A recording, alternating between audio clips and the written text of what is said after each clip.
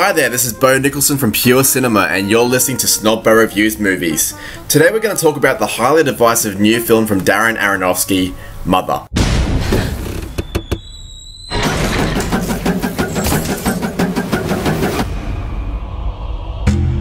They've come here to see me. Come quick! You're insane! You're insane! All I'm trying to do is bring life into this house. Open the door to new people, new ideas. I'm so sorry. Get out of my house! You give and you give and you give. It's just never enough. Please note that while I always try to avoid spoilers in my reviews, this is quite difficult with this movie. At the start of this review, I'll try my best to keep it spoiler free and will give a clear warning when potential spoiler discussions are about to happen. In Mother, Jennifer Lawrence plays a woman who is married to a poet, played by Javier Bardem. They live together in relative solitude in a house that he has owned for many years that was destroyed in a fire. She loves him, lives with him, and helps him to rebuild his house. She loves the house almost as much as she loves him, while he walks around aimlessly trying to search for inspiration for his next creation. When a man played by Ed Harris arrives out of the blue one night and reveals that he is a fan of Bardem's work, the wife becomes suspicious of the stranger, while Bardem revels in the extra company and of a fan no less. Ed Harris invites his wife along, played by Michelle Pfeiffer, and when Pfeiffer is quite rude to Lawrence's character and Bardem's character does nothing but lap up the praise and attention, it begins to drive a wedge between their once loving and exclusive relationship. And then, more people arrive.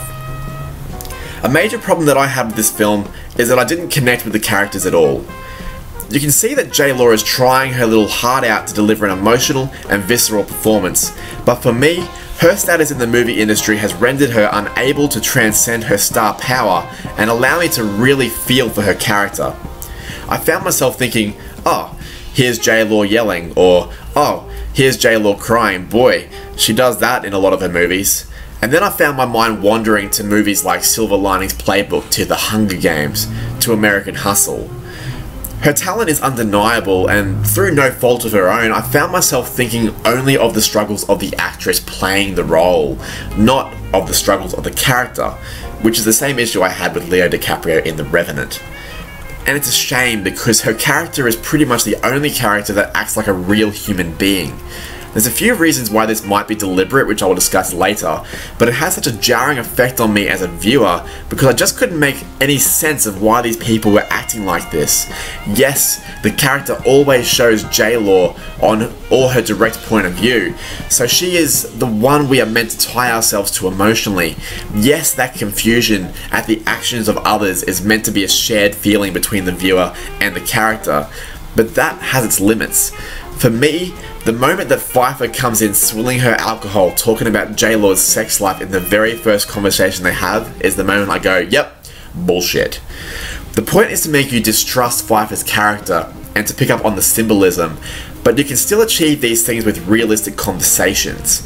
For me, it's a glaring error in the writing. And once I noticed all these things, the film went straight into the I don't care about this thing anymore basket.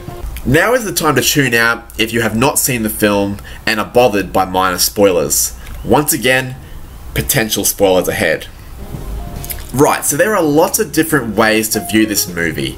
You can view it on face value, where it speaks to the trappings of fame and ego, particularly once Bardem puts the love of his fans above the love of his wife, who he rarely makes love to and is pregnant with his child. Even then, the feverish final half an hour will make little to no sense.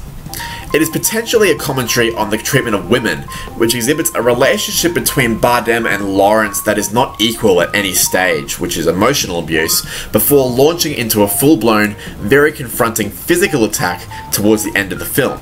Obviously, physical abuse. Still, much of the ending doesn't make a lot of sense in that regard.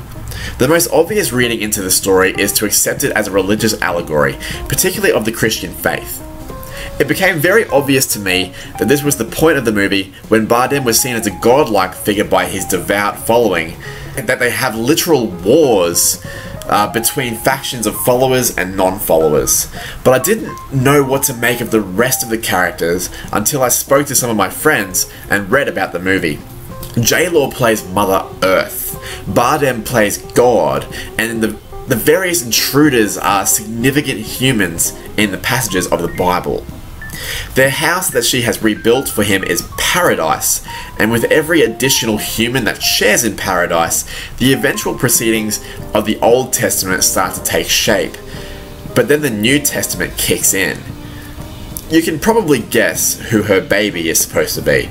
The story then becomes about the mistreatment of Mother Earth by humans, who ravage her with their own designs like roads and buildings, and have conflict all over her house in the name of God, or different iterations of God. So, is this an environmental movie with a heavily green message? Is this movie telling us that religion is a flawed concept and the root of all evil? Is it telling us that there is a God and that we are the ones that are screwing everything up? Or is it telling us that God is the one that is screwing everything up and that humans are merely pawns that he keeps getting wrong? It's all well and good to work an allegory into a story, and my friends found some satisfaction in piecing the allegory together and making sense of the somewhat confusing story. But if the allegory is the entire movie, then what are we left with for those that didn't manage to piece all those little hints and clues together? The visceral and confronting last half an hour is supposed to register a huge emotional impact on its audience, yet as Mother Earth is literally stomped on and called a cunt by random people in her own house, I felt nothing. As there is a snapping sound that those that have seen the movie will surely recall, I felt nothing. And that is because, despite the allegory existing to give the movie some meaning, it did no groundwork to make me care about these characters at all. I can see the skill in the set design, I can see that talented actors are at work here, but I just don't see why this movie had to exist. Like, what is it trying to say? Because all I'm getting is a retelling of the Old Testament and parts of the New Testament before a cautionary tale that pretty much tells us in a very gloomy way that everything is going to go to shit. And it's probably too late to change, and even if it wasn't too late to change, what is the movie telling us to change? It tries to be too clever for its own good, and in comparison to Darren Aronofsky's other previous work, is much more Requiem for a Dream than Black Swan. And that is absolutely not a compliment. It tried hard, and it is trying hard to really shock its viewers, but it just failed in my books, and I'm going to give it 2 stars.